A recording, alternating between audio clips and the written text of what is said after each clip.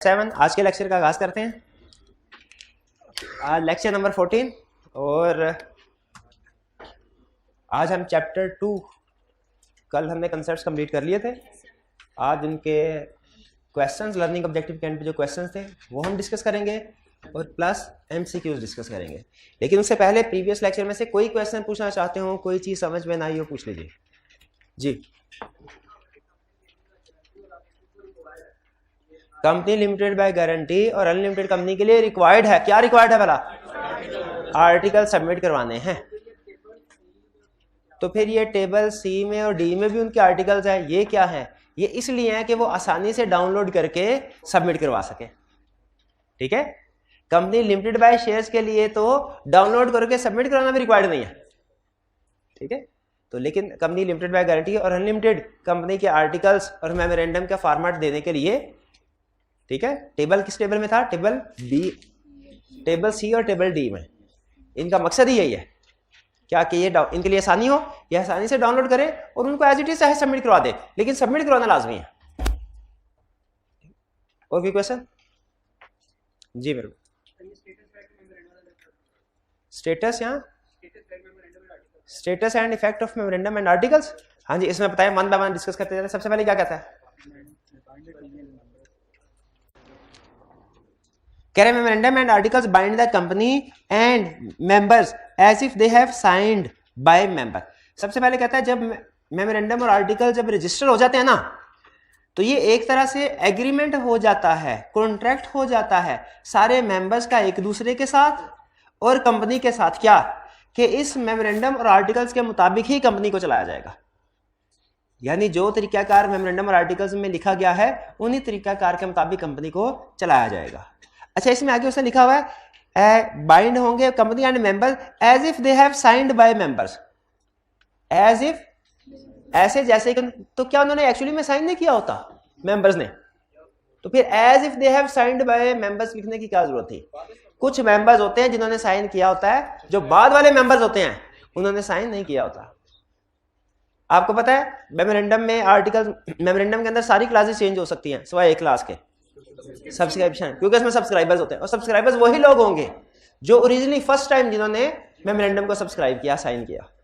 जो बाद में आने वाले होते हैं वो मेंबर्स तो बनते हैं, सब्सक्राइबर कभी नहीं बनते। ठीक है, तो इसीलिए कह रहा है कि बाद में आने वाले जो मेंबर्स होंगे इनके ऊपर भी मेमोरेंडम और आर्टिकल उसी तरीके से अप्लाई करेगा जैसे इन्होंने साइन किया। ये बाद में ये नहीं कहेंगे कि हमने तो मेंबर तो हैं कंपनी के, लेकिन हमने मेमोरेंडम को साइन नहीं किया, ये हमारे ऊपर एप्लीकेबल नहीं है, ये नहीं कह सकते। ये इनके ऊपर बाद में आने वाले मेंबर्स के ऊपर भी ऐसे ही अप्लाई होगा जैसा कि सब्सक्राइबर्स के ऊपर अप्लाई हो रहा है। फिर members have to observe memorandum and articles unless in conflict with companies act. ये तो वही बात होगी जो हमने पढ़ी है कि मेंबर्स ने मेमोरेंडम और आर्टिकल्स के मुताबिक ही कंपनी को चलाना है, फैसले करने हैं मेमोरेंडम और आर्टिकल्स के मुताबिक ही करने हैं, अनलेस कि कंपनीज एक्ट में और मेमोरेंडम आर्टिकल्स में कॉन्फ्लिक्ट है। और आपको पता है इस सूरत में क्या होगा? कंपनीज एक्ट की रिक्वायरमेंट प्रीवेल करेगी, कंपनीज एक्ट ओवरराइड करेगा। ये समझ आ गई पहला से? इसके बाद सेकंड भी एक्सप्लेन कर दूं? अच्छा, नहीं सेकंड भी कर लेते हैं, कोई बात नहीं, पूछा तो कर ले, क्या हार जाए, बहुत टाइम है आज। All the money payable bye subscribers, all the money payable by subscriber में कौन से पैसे पे करने होते हैं? वो जो उन्होंने एग्री किया था कि हम शेयर्स खरीदेंगे तो उसके पैसे नहीं पे करने। All the money payable by subscriber, अगर लिखा भी हुआ as per his undertaking in memorandum shall be a debt due to him. जैसे ही कंपनी का मेमोरेंडम और आर्टिकल रजिस्टर हो गया, ये जो उसने पैसे एग्री किए थे ये लोन बन जाएगा कि उसने कंपनी को अदा करने हैं पैसे। shall be a debt due to which is payable in such time and manner as may be notified by commission। जो कि उसने पहले वो 30 डे मेंशन किया होता था उन्होंने, अब उन्होंने टाइम मेंशन नहीं किया। अब उन्होंने कहा कि जो भी कमीशन टाइम मेंशन करेगा उसके अंदर अंदर डेट पे करना जरूरी है। डेट से मुराद क्या? वो शेयर्स के पैसे। और फिर कह रहा है अगर किसी ने इस रिक्वायरमेंट की वायोलेशन की, यानी किसी मेंबर ने मेमोरेंडम और आर्टिकल्स की बात ना मानी या स्पेसिफाइड पीरियड में पैसे जमा ना करवाए तो उसे पेनल्टी होगी लेवल 1 की। असल में कह रहे हैं पेनल्टी ऑफ लेवल 1 को एक्सप्लेन कर दें। 2017 से पहले जो कंपनीज ऑर्डिनेंस 1984 होता था ना, इसमें हर प्रोविजन की अलग पेनल्टी होती थी। किसी की 500, किसी की 5000, किसी की 10,000, किसी की 15, 20, 25, इस तरह हर प्रोविजन की वायलेशन अलग पेनल्टी होती थी। कंपनीज एक्ट ने पेनल्टीज को स्टैंडर्डाइज कर दिया। उन्होंने पूरे लॉ में जितनी भी पेनल्टीज थी उनको 3 हिस्सों में क्लासीफाई कर दिया। लेवल 1 पेनल्टी छोटी, लेवल 2 और लेवल 3। अब एग्जैक्ट मुझे इनकी अमाउंट याद नहीं क्योंकि वो हमारे सिलेबस में नहीं, लेकिन लेवल 1 की शायद कोई 50,000 तक की है, लेवल 2 की है 500,000 तक है शायद, वो पर डे के हिसाब से भी पेनल्टी पड़ती है, एक हिसाब से 5, और लेवल 3 की ज्यादा है, वो शायद करोड़ों तक, करोड़, मुझे एग्जैक्टली अमाउंट याद नहीं, लेकिन ये स्टैंडर्डाइज कर दिया। अब इसका फायदा क्या हुआ? इसका फायदा ये हुआ हमें हर प्रोविजन के साथ उसकी पेनल्टी की अमाउंट याद करने की जरूरत नहीं, हमारे लिए सिर्फ इतना याद करना काफी है कि पेनल्टी लेवल 1 की है, लेवल 2 की है कि लेवल 3 की है, वो स्टैंडर्डाइज है। जो कम सिग्निफिकेंट वायलेशन होती हैं उसके लिए लेवल 1 की पेनल्टी, जो तो उससे थोड़ी अपर लेवल की होती है वायलेशन, मॉडरेट लेवल 2, और जब सबसे ज्यादा संगीन वायलेशन हो उसके लिए लेवल 3 की पेनल्टी होती है। ठीक है, हमारे लिए सिर्फ लेवल 1, लेवल 2, लेवल 3 ये याद करना काफी है, आगे इनकी अमाउंट से याद करने की जरूरत नहीं है। ठीक है, वैसे किसी दिन मैं आपको आपके नॉलेज के लिए शेयर कर दूंगा कंपनीज एक्शन निकाल के ना आपके साथ कि लेवल 1 की पेनल्टी कितनी अमाउंट की, 2 की कितनी, 3 की कितनी।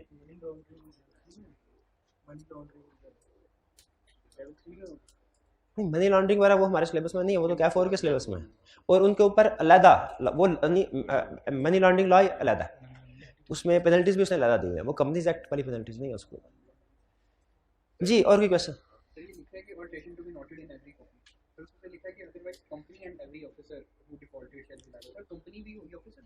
हाँ जी, वो ये कह रहा है कि हमें पता है कि जब भी मेमोरेंडम और आर्टिकल्स में अल्ट्रेशन आ जाए, जैसे 25 तारीख को अगर कंपनी का मेमोरेंडम या आर्टिकल्स अल्टर किए गए, उसके बाद 28 तारीख को किसी मेंबर ने कॉपी मांगी मेमोरेंडम या आर्टिकल्स की, तो अल्टर्ड वाली देनी चाहिए कि पुरानी वाली? अगर यही वो कह रहा है कि अल्ट्रेशन के बाद जितनी भी कॉपीज आप इशू करेंगे वो अल्टर्ड वाली ही इशू करनी है। ठीक है, लेकिन स्टूडेंट का क्वेश्चन ये है कि सर अगर कंपनी इसकी वायलेशन हो जाती है, कंपनी पुराना कोई ऑफिसर इशू कर देता है, तो पेनल्टी में उसने लिखा हुआ है कि लायबल कौन होगा? कंपनी भी और ऑफिसर भी, इसलिए कि ऑफिसर तो जिम्मेदार हो गए क्योंकि उसने डिफॉल्ट किया है, उसकी नेग्लिजेंस है, लेकिन चूंकि कंपनी की भी जिम्मेदारी होती है कि उसके अंदर सिस्टम ऐसा बनाए कि जो ऑफिसर्स हैं वो वायलेशन ना करे लॉ की, इसलिए कंपनी को भी लायबल करार दिया। ये कंपनी का भी डिफॉल्ट समझा जाएगा और उसका भी। ठीक है, और कोई क्वेश्चन? जी पूछिए। अल्ट्रेशन ऑफ आर्टिकल के स्टेप वाइज प्रोसीजर लिखे हुए थे बिल्कुल, और मुझे याद आ गया उसमें एक स्पेशल रेजोल्यूशन था, और उसके बाद कौन सा था? 3/4 मेजॉरिटी ऑफ इफेक्टिव क्लास वाला था, बिल्कुल ऐसे। तो सर वो कह रहा है कि वो जो वोट करना है ना वो आइदर बाय पर्सनली भी कर सकते हैं, प्रॉक्सी भी कर सकते हैं। वो पर्सनली भी कर सकते हैं, प्रॉक्सी भी कर सकते हैं। ये पर्सनली और प्रॉक्सी वाला अभी फिलहाल याद कर लीजिए, ये हमारा टॉपिक आएगा मीटिंग्स वाला, इसमें हम स्टडी करेंगे।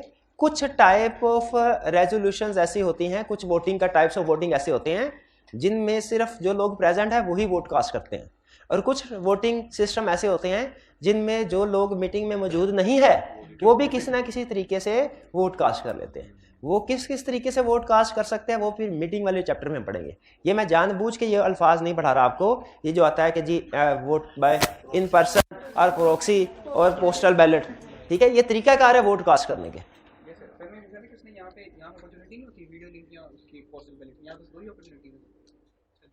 हाँ जी, जो लिखा हुआ उसमें वही होगा, इससे आगे जो कुछ एडवांस कंसेप्ट है वो मैं नहीं बोल रहा, वो मेरे मुंह से अल्फाज भी नहीं निकलेंगे। ठीक है, स्टूडेंट कंफ्यूज हो जाएंगे। और की क्वेश्चन? सर जो आर्टिकल्स को हम रजिस्टर करवाते हैं लिमिटेड बाय शेयर कंपनी जी में, जी, तो उसके लिए आपने बताया था कि टेबल ए जो होगा उसके सारे कंटेंट्स होना जरूरी नहीं है ना? हाँ, लिमिटेड बाय शेयर है, उसने अगर अपने आर्टिकल सबमिट करवाए हैं तो उसके लिए लाजमी नहीं कि जो टेबल ए में लिखे हुए हैं सारे कंटेंट्स सारे के सारे उस आर्टिकल्स में हो जो कंपनी जमा करवा रही है। हाँ, हो सकता है सारे, लेकिन इसका ये मतलब नहीं है कि जो कंटेंट्स जमा नहीं करवाए वो कंपनी पे अप्लाई ही नहीं होंगे, वो होंगे। हमने ये पढ़ा था अगर पूरे का पूरा आर्टिकल ही जमा नहीं करवाया कंपनी लिमिटेड बाय शेयर ने तो पूरे का पूरा आर्टिकल टेबल ए वाला लगेगा, लेकिन अगर आधा आर्टिकल जमा करवाया और आधा नहीं करवाया तो जो आधा नहीं करवाया ना वो टेबल ए वाला, जो आधा जमा करवाया वो तो वही जो खुद जमा करवाया वही अप्लाई होगा, लेकिन जो जमा नहीं करवाया वो टेबल ए वाला अप्लाई होगा। ये लिखा भी हुआ है शायद किसी से। क्या इनमें भी कॉन्फ्लिक्ट आ सकता है? बिल्कुल आ सकता है। इनमें अगर कॉन्फ्लिक्ट आता है तो जो कंपनी ने जमा करवाया होगा वो अप्लाई होगा, टेबल को नहीं, क्योंकि कंपनी ने अपना डिफरेंट कर दिया ना। कंपनी ने अपना आर्टिकल, क्या कंपनी के ऊपर लाजमी तो नहीं है कि जो आर्टिकल टेबल ए में वो डाउनलोड करके एज इट इज ही सारा सबमिट करवा दे, उसमें चेंज कर सकती है। जैसे जो टेबल ए वाला है उसमें अगर लिखा हुआ है कि कंपनी के कम से कम 3 डायरेक्टर्स होंगे और कंपनी ने लिख दिया अपने आर्टिकल्स में कम से कम 5 होंगे, तो फिर कौन से वाला अप्लाई करेगा? 5 होगा। लेकिन अगर डायरेक्टर्स कंपनी अपने आर्टिकल जमा कराते हुए डायरेक्टर्स वाला खाना खाली छोड़ देती है तो फिर जो ऊपर लिखे हुए हैं टेबल ए में वो अप्लाई होंगे 3। क्लियर? और कोई क्वेश्चन? कोई क्वेश्चन नहीं? चलिए फिर क्वेश्चंस की तरफ चलते हैं हम, रिटन क्वेश्चंस की तरफ। Question 9. The Companies Act requires that a public unlisted company shall have at least 3 directors. वही एग्जांपल आ गई। Can articles of a public unlisted company fix its number of directors to be 2? क्यों? Violation of requirement हो जाएगी, ठीक है, conflicting requirement हो जाएगी, 2 नहीं कर सकते। और 5 बिल्कुल फिक्स कर सकते हैं 5, डिफरेंट। लेकिन इसमें 5 में कंपनीज एक्ट की भी रिक्वायरमेंट पूरी हो रही है, इसीलिए ये कर सकते हैं 5, 2 नहीं कर सकते। 10. A team of young engineers is planning to incorporate a private limited company which would provide machine maintenance services to large companies. The company would initially be incorporated with a share capital of rupees 20 million. However, the engineers are not certain about the registration and signing of articles of association. Advise the team of engineers in respect of the above matters in the light of Companies Act 2017. किन matters के बारे में advice करना है? Articles की signing, registration और signing. Articles की registration के बारे में गाइड करना है और आर्टिकल्स के साइनिंग के बारे में गाइड करना है। रजिस्ट्रेशन के बारे में गाइड कीजिए इंजीनियर्स को, क्या रजिस्टर करवा लें? वो करवा लें, हाँ। वो शेयर आर्टिकल्स रजिस्टर करवा भी सकते हैं और नहीं भी करवा सकते। अगर वो आर्टिकल्स नहीं रजिस्टर करवाते तो टेबल ये वाले अप्लाई होंगे, ठीक है। टेबल ए कब अप्लाई होता है? जब आर्टिकल्स बिल्कुल ही रजिस्टर ना करवाया जाए तब टेबल ए अप्लाई होगा पूरे का पूरा, या अगर आर्टिकल रजिस्टर करवाए जाए लेकिन उनमें कुछ बातें ना लिखी जाए जो कि टेबल ए में है, फिर भी टेबल ए अप्लाई होगा। लेकिन इस दूसरे केस में टेबल ए पार्शली अप्लाई होगा, यानी जो चीजें डिस्कस नहीं हुई उनके हिसाब से अप्लाई होगा। क्लियर? ये रजिस्ट्रेशन ऑफ आर्टिकल समझ आ गई? क्या ये कंपनी लिमिटेड बाय शेयर बनाना चाहते हैं? जी बिल्कुल, शेयर कैपिटल है तो रजिस्ट्रेशन ऑफ आर्टिकल्स हमने डिस्कस कर दिया, करवा भी सकते हैं और मे नॉट रजिस्टर्ड, और अगर रजिस्टर नहीं करवाते तो क्या होगा वो भी बता दिया। साइनिंग, ऑल सब्सक्राइबर साइन करेंगे और अपने पर्टिकुलर्स लिखेंगे और एक विटनेस उसको टेस्ट करेगा कि साइन इन्होंने किया, ठीक किया, और उसके भी पर्टिकुलर लिखे जाएंगे। 10 क्लियर? विटनेस कोई भी हो सकता है, बिल्कुल मेंबर होना जरूरी नहीं। Mister Zoke is an employ in a brokerage. अच्छा, ब्रोकरेज हाउस आपको पता है क्या होता है? आपने स्टॉक एक्सचेंज में अगर शेयर सेल या परचेज करने हैं, आप डायरेक्टली जाके शेयर सेल परचेज नहीं कर सकते, आपको किसी ना किसी ब्रोकर के पास अकाउंट खुलवाना पड़ता है, ठीक है, किसी ना किसी ब्रोकर के पास अकाउंट खुलवाना पड़ता है, ठीक है, उसके थ्रू फिर आप सेल परचेज करते हैं। तो ये स्टॉक एक्सचेंज में ब्रोकरेज हाउस है जिसका काम है डिसाइड करना कि किस कंपनी के शेयर्स में इन्वेस्टमेंट करनी है, किस में नहीं करनी, और फिर अपने क्लाइंट्स को गाइड करते हैं जिन्होंने इनके पास अकाउंट खुलवाए होते हैं। कहता है and he wants to prepare some reports on request of some potential investors for a company named as Arizona grill limited, और वो कुछ पोटेंशियल इन्वेस्टर्स के लिए एक रिपोर्ट प्रिपेयर करना चाहता है। किस कंपनी के लिए? कि एरिजोना ग्रिल लिमिटेड में उस इन्वेस्टर्स को इन्वेस्टमेंट करनी चाहिए कि नहीं करनी चाहिए। For the preparation of report he requires memorandum and articles of association of the company. इसके लिए उसे मेमोरेंडम और आर्टिकल्स ऑफ एसोसिएशन चाहिए कंपनी का। State whether he can obtain such copies of memorandum and articles of association from Arizona Grill Limited and explain why। क्या obtain कर सकता है? नहीं कर, क्यों नहीं कर सकता? सिर्फ एक मेंबर ही मेमोरेंडम और आर्टिकल्स की कॉपी obtain कर सकता है, और वो भी फीस पे करके और विद इन 14 डेज। ये चूंकि नॉन मेंबर है, ये किसी केस में भी कॉपी मेमोरेंडम और आर्टिकल्स की obtain नहीं कर सकता। क्लियर? सिंपल क्वेश्चन था, आगे चलते हैं। Ahmad and Akbar, being the founder members of Messrs Excellent Private Limited DPL, got the certificate of incorporation of the company on 1st March 2020। 1 मार्च को सर्टिफिकेट ऑफ इनकॉर्पोरेशन मिल गया उन्हें।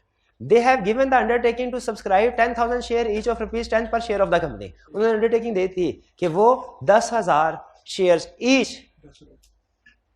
ऑफ ₹10 खरीदेंगे, सब्सक्राइब करेंगे। Discuss time period of payment by subscriber.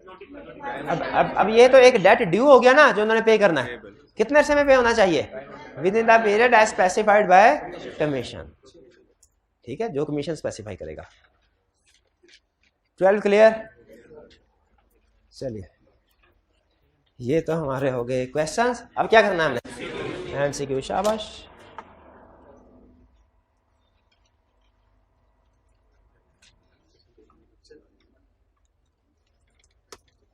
Ji ji, sir जो article में भी violation नहीं हो रही ना कंपनी एक्ट में हो रही है, लेकिन एम्प्लॉई अगर वायलेशन कोई काटता है तो कंपनी भी लायबल होगी, पेनल्टी उस पर लगे।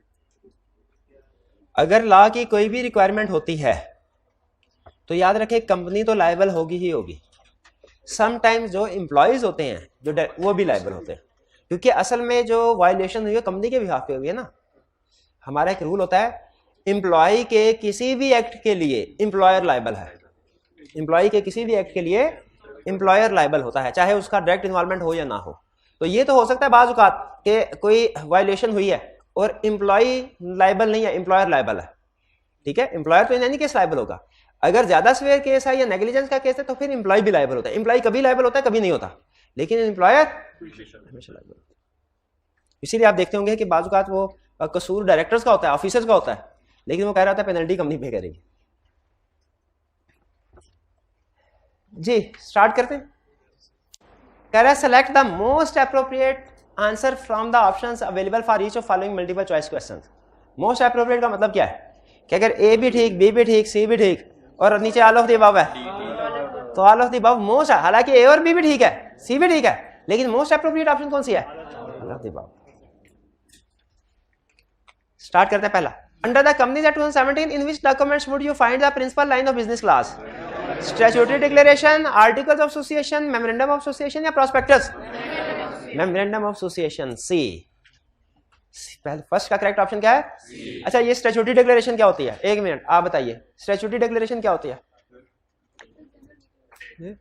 जनरल मीटिंग के लिए सेंड करते हैं स्टैट्यूटरी डिक्लेरेशन। ये स्टैट्यूटरी मीटिंग नहीं पूछ रहा, स्टैट्यूटरी डिक्लेरेशन पूछ रहा हूं। वो डिक्लेरेशन जो लॉ रिक्वायर करता है। कौन सी डिक्लेरेशन लेते हैं हम? Declaration with compliance, compliance with requirements of companies act, वो वाली पढ़ा नहीं था? और भाई जब डॉक्यूमेंट कंपनी रजिस्टर करवाने के लिए रजिस्ट्रार के पास कौन कौन से डॉक्यूमेंट सबमिट करवाते हैं बताइए जरा? चार, एक मिनट हारे, चार बताइए। दो तो बड़ी आसानी से बता देंगे आप, कौन से? मेमोरेंडम और आर्टिकल। बाकी के दो कौन से? डिक्लेरेशन ऑफ कंप्लायंस, ये है स्टैट्यूटरी डिक्लेरेशन। और चौथी कौन सी थी? Address for communication correspondence. Prospectus क्या होता है? एमसीक्यू तो सॉल्व कर दिया आपने, लेकिन उसमें जो एक एक लफ्ज इस्तेमाल वो भी तो समझना चाहिए हमें। प्रॉस्पेक्टस क्या? जब भी एक public company, listed company share issue करती है तो वो अखबार में इश्तिहार देती है। जब भी एक लिस्टेड कंपनी शेयर इशू करती है तो अखबार में इश्तिहार देती है कि आइए हमारी कंपनी के शेयर्स खरीदिए, और उसमें कंपनी के बारे में कुछ इंफॉर्मेशन देती है, उसे कहते हैं प्रॉस्पेक्टस। ये अखबार में भी छपवा सकते हैं और अखबार के साथ साथ अलहदा से भी, जैसे किसी कॉलेज का प्रॉस्पेक्टस नहीं होता वैसे कंपनी भी प्रॉस्पेक्टस छपवाती है अपना। लेकिन कॉलेज का प्रॉस्पेक्टस छपता है स्टूडेंट्स को एडमिशन देने के लिए, सीट्स इशू करने के लिए। कॉलेज में जो सीट्स है, कंपनी का प्रॉस्पेक्टस किस लिए इशू किया जाता है? शेयर इशू करने के लिए। तो इसमें करेक्ट ऑप्शन हमारी क्या हुई? सी। मेमोरेंडम ऑफ एसोसिएशन में प्रिंसिपल लाइन ऑफ बिजनेस था। क्लियर? आगे चलते हैं। A person may make an application in specified form and manner with a specified fee to the registrar for reservation of any name. Reservation of name में apply कर सकते हैं ना? If the application, अच्छा अगर रजिस्ट्रेशन हो जाए कितने अरसे के लिए रिजर्व होता है? 60 days। कह रहा है if the application is refused by the registrar, अगर एप्लीकेशन रिफ्यूज कर दे, एग्रीड पर्सन में prefer an appeal to commission कितने दिन में? Within 30 days। क्लियर? अच्छा बताइए, अभी तक हमने जो लॉ पढ़ा है उसमें कहीं पे 60 days है? किस जगह पे? रिजर्वेशन ऑफ नेम में 60 days है, लेकिन अपील फाइल करनी है तो 30 days। अच्छा 15 days भी है कहीं? जब registrar principal line of business registrar को नोटिफाई करने के लिए, प्रिंसिपल लाइन ऑफ बिजनेस में रजिस्टर्ड ऑफिस चेंज करना हो तो 15 दिन में रजिस्ट्रार को बताना होता है। 90 days भी था। वही, हाँ, ओल्ड नेम के साथ न्यू नेम 90 डेज के लिए। तो पता तो चल गया हमें सही ऑप्शन क्या है, लेकिन बाकी ऑप्शन को भी तो डिस्कस कर लेना चाहिए। क्लियर? तो इसकी करेक्ट ऑप्शन क्या है? 30 डेज। आगे चलते हैं। Companies Act 2017 allows the alteration of various clauses of the memorandum of association of company. However, there is a difference as to the procedure or requirements of law.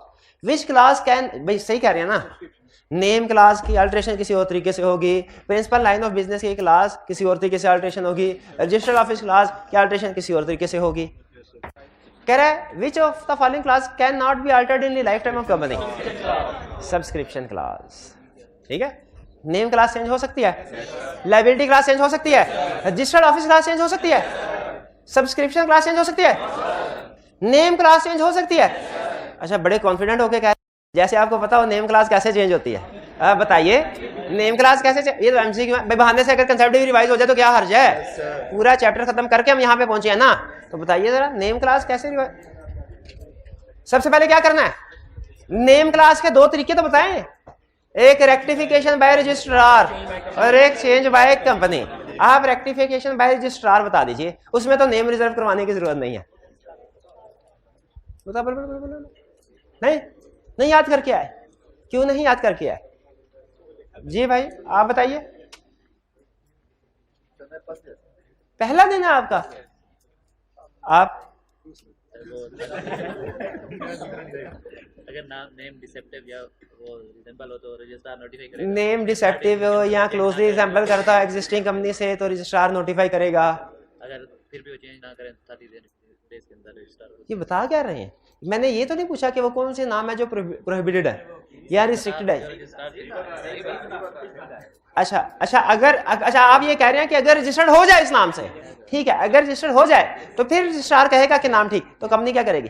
30 दिन के अंदर अगर change 30 days के अंदर नाम चेंज करके registrar को document submit करवाएगी। और अगर 30 डेज में नाम चेंज नहीं करते, खुद ही कर देगा। और क्या करेगा?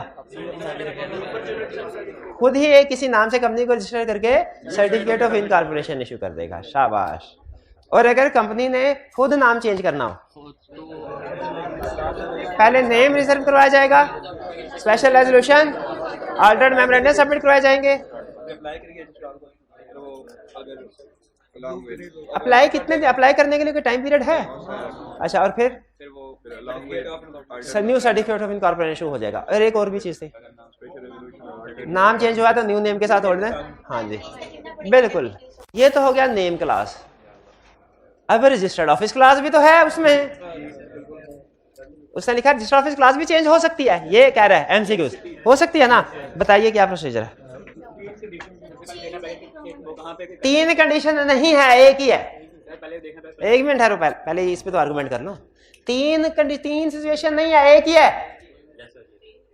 एक है, मैं हल्फिया बयान देने को तैयार हूं कि एक है, इसलिए कि जो बाकी की चेंजेस है ना, वो change in registered office class नहीं है। वो चेंज इन रजिस्टर्ड ऑफिस तो है, change in registered office class नहीं है। रजिस्टर्ड ऑफिस क्लास में चेंज एक ही सिचुएशन में होती है, प्रोविंस वाले।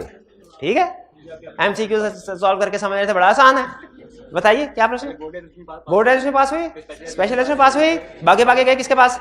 कमीशन के पास। कमीशन फौरी तैयार बैठा था, उसने क्या किया? ऑर्डर इशू किया having regard to interest of, पहले मेंबर्स और क्रेडिटर्स के इंटरेस्ट को वाच करके ऑर्डर इशू किया। ऑर्डर की कॉपी 7 दिन के अंदर कंपनी ने रजिस्ट्रार को दी। कंपनी ने 30 दिन के अंदर रजिस्ट्रार को डॉक्यूमेंट सबमिट करवाए, उसने अल्टर्ड मेमोरेंडम इशू कर दिया और रिकॉर्ड सारा न्यू रजिस्ट्रार को ट्रांसफर हो गया। क्लियर? और लायबिलिटी क्लास ये भी चेंज हो सकती है क्या? अगर फर्ज कीजिए कंपनी लिमिटेड बाय गारंटी है, उसमें लायबिलिटी के अंदर हर एक ने एग्री किया हुआ है कि मैं कितनी पैसे दूंगा।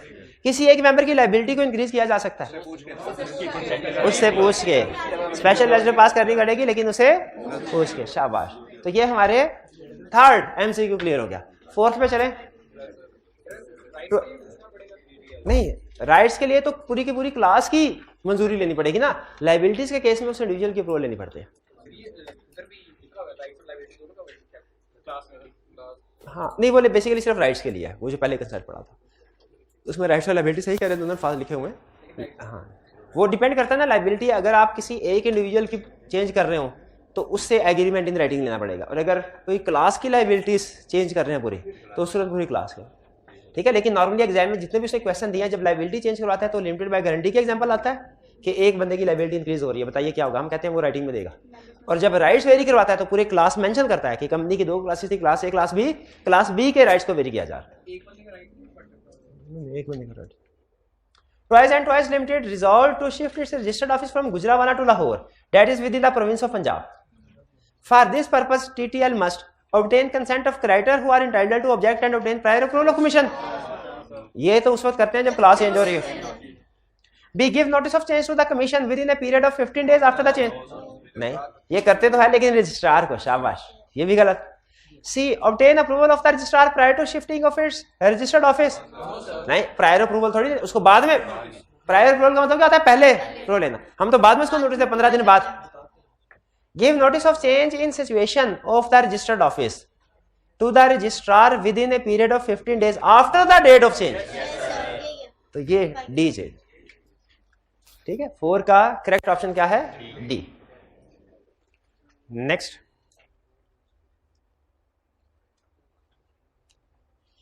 for registered office class, the province are the part of Pakistan not forming part of province shall be mentioned. For example, if the company proposes to have a registered office in Islamabad, they will write in their memorandum that registered office will be situated in province of Sindh, province of Punjab, in Islamabad. Yes. हाँ, यानी C option, उस part का नाम लिखा जाएगा। वो part कौन सा है, सी, इस्लामाबाद। तो सी ऑप्शन करेक्ट हुई हमारी। 6. The first clause of the memorandum is the name clause of company, which contains the name of company with the addition of appropriate parenthesis.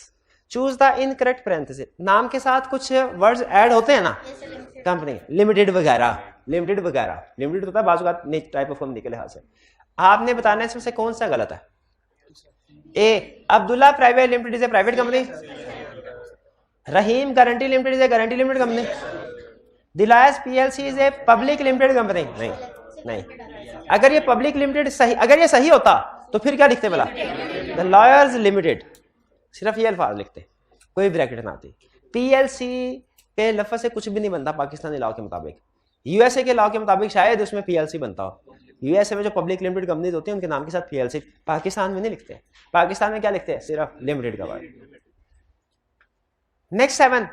Every company shall supply within a period of 14 days a copy of memorandum and articles of company upon the request and payment of a prescribed amount.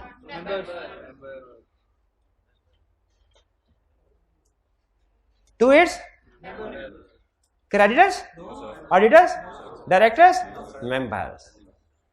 अच्छा, इसका मतलब है कि जब members apply करेंगे तो उसके with in 14 days उनको मेमोरेंडम और आर्टिकल्स की कॉपी मिलेगी। तो 15 डेज में क्या करना होता था,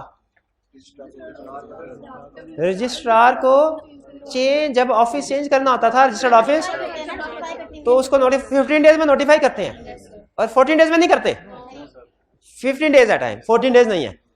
और जब कोई मेंबर मेमोरेंडम और आर्टिकल्स की कॉपी लेना चाहे उसके लिए टाइम पीरियड 14 डेज है, 15 डेज नहीं है। मिक्स तो नहीं करेंगे। अगर आपने इधर 14 का 15 या उधर 15 का 14 लिख दिया ना, आपको मार्क्स नहीं मिलेंगे।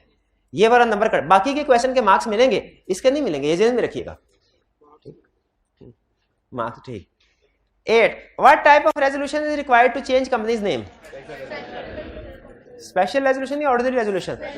आपको जनरल रूल बताया हुआ क्या, मेमोरेंडम आर्टिकल में जब चेंज हो स्पेशल रेजोल्यूशन, ठीक है। Ordinary resolution with 14 days notice, special 14 days notice का मतलब यह है कि मीटिंग कॉल करने के से पहले 14 दिन पहले नोटिस भेजा जाएगा। मीटिंग जब भी कॉल की जाती है 21 दिन पहले नोटिस भेजा जाता है, ठीक है जी। तो करेक्ट ऑप्शन में क्या हुई, ए, स्पेशल रेजोल्यूशन जी।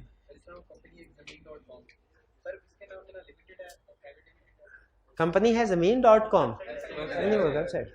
अगर उन्होंने अपने आप को एज कंपनी रजिस्टर कर, देखिए एक होता है कंपनी का नाम, एक होता है प्रोडक्ट का नाम, ठीक है। बाज़ औक़ात से कंपनी कुछ और होती है, उसकी डिफरेंट प्रोडक्ट्स के नाम के साथ वर्ड लिमिटेड नहीं आना चाहिए, वो लाजमी नहीं, कंपनी के नाम के साथ लिमिटेड आना चाहिए। सर ये जिस तरह एक और इस तरह कंपनी के नाम.com, सर उनके ऑफिस के ऊपर नाम ही नाम.com लिखा हुआ है। वो फिर शायद कंपनी के तौर पर रजिस्टर्ड नहीं होगी।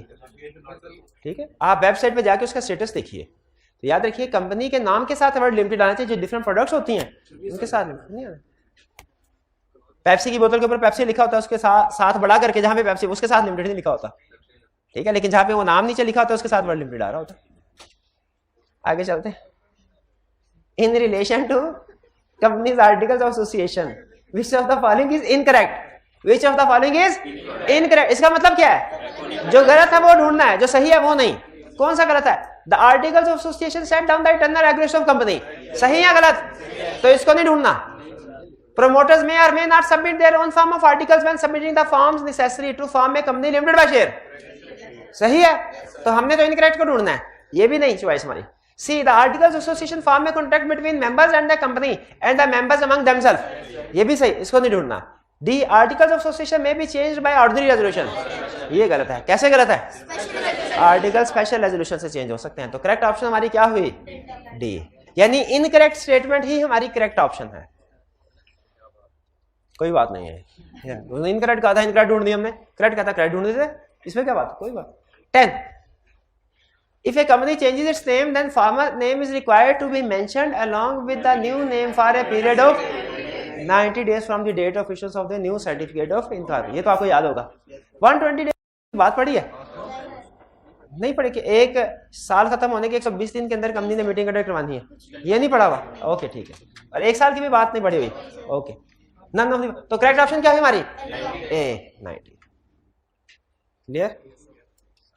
11, a company has been incorporated with a name in contravention of the relevant provisions of the Companies Act 2017. Now the directors have received an order from the registrar to rectify name after providing an opportunity of being heard. अब order आ गया, the name is required to be rectified or changed within a period of 30 days. नहीं करेगा तो registrar खुद बहुत कर देगा, तो बेहतर यह है कि खुद ही नाम सेलेक्ट कर ले। 15 डेज तो नहीं है, 15 डेज में क्या होता है? नोटिफाई तो registrar in case of change in registered office. 120 days तो नहीं है, ये तो हमने नहीं पढ़ा हुआ कि साल खत्म होने के 120 दिन के अंदर कंपनी ने मीटिंग करवानी है, ये नहीं पढ़ा। चले तो 30 डेज तो पढ़ा हुआ है। क्या पढ़ा 30 डेज में? 30 डेज में क्या क्या करना होता है? डायरेक्टर्स ने कंपनी का नाम रेक्टिफाई करना है जब कमीशन रजिस्ट्रार से ऑर्डर आ जाए। 30 डेज में और क्या क्या करना होता है? हाँ, जब प्रोविंस के केस में हमने रजिस्टर्ड ऑफिस को चेंज किया था तो कमीशन का ऑर्डर रजिस्ट्रार को 30 दिन में दिया था। और क्या 30 दिन में करते हैं? अगर रजिस्ट्रार, हाँ, रजिस्ट्रार के किसी डिसीजन के खिलाफ अपील जब फाइल करनी होती है वो उसके लिए भी 30 डेज का काम टाइम है। इवन ये नहीं हमने पढ़ा हुआ कि अगर कंपनी के किसी फैसले के खिलाफ कोर्ट को अपील करनी हो तो उसके लिए भी 30 दिन का टाइम है, ये नहीं पढ़ा हुआ। चले ठीक है, आगे चल के चले ठीक है, ठीक है। अभी तो इसका मतलब है 30 डेज, 30 डेज हो गया ना। 30 डेज में उन्होंने अपना नाम चेंज करना है, और न्यू नेम के साथ पुराना नाम कितने दिन तक? 90 डेज। 120 दिन तो हमने नहीं पढ़ा हुआ कुछ कि साल खत्म होने के एक बाद 120 दिन के अंदर मीटिंग, ये तो नहीं पढ़ा हुआ। अच्छा ठीक है, ठीक है। अच्छा 30 डेज में ये भी नहीं पढ़ा हुआ कि अगर किसी कंपनी के फैसले के साथ कोर्ट को अपील किसी मामले में तो भी 30 डेज में कर, ये नहीं पढ़ा हुआ। ठीक है।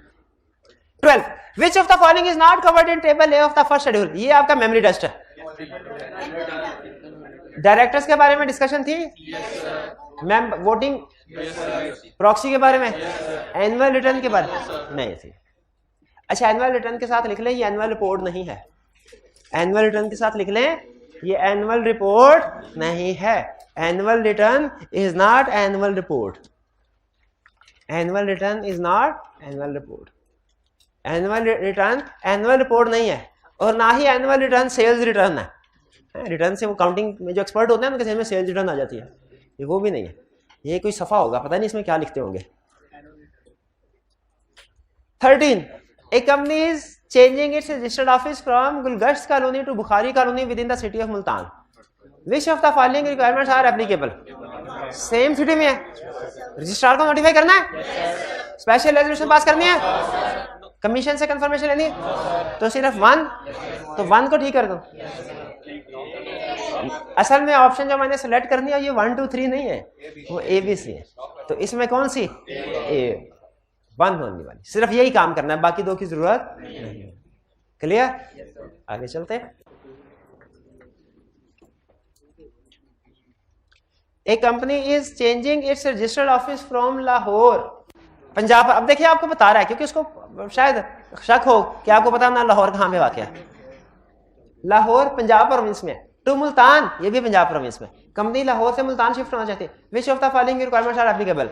रजिस्ट्रार को नोटिफाई करना है, स्पेशल इलेक्शन पास करनी है, कमीशन से कंफर्मेशन लेनी है। तो फिर इसका मतलब है कौन सा, 1 और 2? बेटा बी, 1 and 2 ओनली। अब देखिए यहाँ पे मैंने 1 and 2 ये ऑप्शन सेलेक्ट नहीं करनी, ये वाली ये नहीं सेलेक्ट करनी, ए बी सी डी में से सेलेक्ट करनी।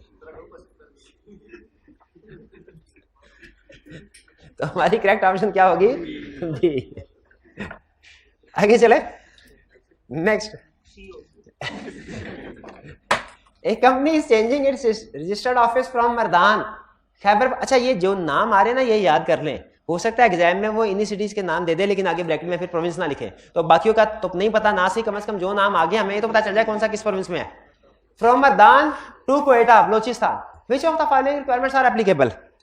Notified registrar, pass special resolution, get confirmation from commission on petition, यही करने हैं। तो कौन सी ऑप्शन सेलेक्ट करनी है? तो मैंने 1 2 या 3 ये ऑप्शन, इन तीनों को टिक नहीं लगा देना, बल्कि कौन सी option A B C D में से सेलेक्ट करनी है, जो क्या होगी? सी। 1 2 3 1 2 3 नहीं, 1 2 3 1 से 3 सी ऑप्शन करेक्ट होगी हमारी, क्योंकि प्रोविंस टू प्रोविंस चेंज हो रहा है। क्लियर? ये आज हमारा चैप्टर 2 कंप्लीट हो गया और फिर उसके बाद हमारा क्वेश्चन भी हो गए, कल आपका टेस्ट भी है, चैप्टर 2 का ही है। अरे आप पढ़, चैप्टर 1 भी है, ठीक है ठीक है, और इसका पार्ट 1 ठीक है। अच्छा कल के लेक्चर में एक तो आपका टेस्ट 1 की डिस्कशन होगी, ठीक है, वो मैं टीए के साथ डिस्कस करूंगा, वो टीए आपको डिस्कशन करवाएगा। और फिर उससे पहले मैं आपको ये सिखाऊंगा कि केस स्टडी कैसे अटेम्प्ट करनी है। अभी तक हमने केस स्टडी अटेम्प्ट करना नहीं ना सीखे, मैं चाह रहा था आपके कुछ बेसिक कंसेप्ट स्ट्रांग हो जाए ताकि आप कुछ समझने के काबिल हो। अब आप इस काबिल हो गए हैं कि समझ सके केस स्टडी को अटेम्प्ट कैसे करना है। तो कल के लेक्चर में हम इंशाल्लाह वो कंसेप्ट सीखेंगे जो हमारे पूरे सिलेबस के हर चैप्टर में काम आएगा। वो कौन सा कंसेप्ट है? Case, how to attempt case studies, वो इंशाल्लाह करके लेक्चर में सीखें। और फिर आपका जो टेस्ट 1 है इसकी भी डिस्कशन होगी, डिस्कशन होनी चाहिए ना, और आपको पता भी चलते रहना चाहिए। असल में टीए को क्यों मैंने एंगेज किया, उसकी एक रीजन ये भी है कि जब टीए टेस्ट चेक करते हैं तो हमारी निस्बत उनको आपकी वीकनेसेस ज्यादा पता होती हैं, ठीक है, हमारी निस्बत उनको आपकी वीकनेसेस ज्यादा पता। तो एक तो वो डिस्कशन करेंगे, उसके बाद अगर आप कुछ क्वेश्चन मुझसे भी डिस्कस करना चाहें तो वो भी कर सकते हैं, अगर किसी पे शक शुबह हो, ठीक है। टेस्ट मिलेंगे कब? मेरा ख्याल है कल मिल जाएंगे, 1 हफ्ते का टाइम होता है, ठीक है, 1 हफ्ते के बाद मिल जाते हैं। अभी 1 हफ्ता पूरा नहीं हुआ ना, 6वां दिन, हाँ जी कल होगा, तो कल भी 7 दिन पूरे होंगे, उसके बाद मैं भी कल मैं भी 8वें दिन, क्योंकि ड्यू डेट 8वां दिन होगा ना, ठीक है। हाँ लेकिन मैं पूछ रहा हूँ, हाँ जी चलिए क्लियर।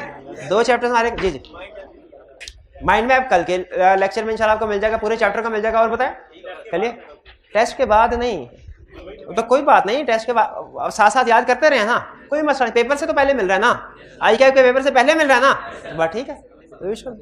चलिए आज का लेक्चर यहाँ पे खत्म करते हैं, अल्लाह।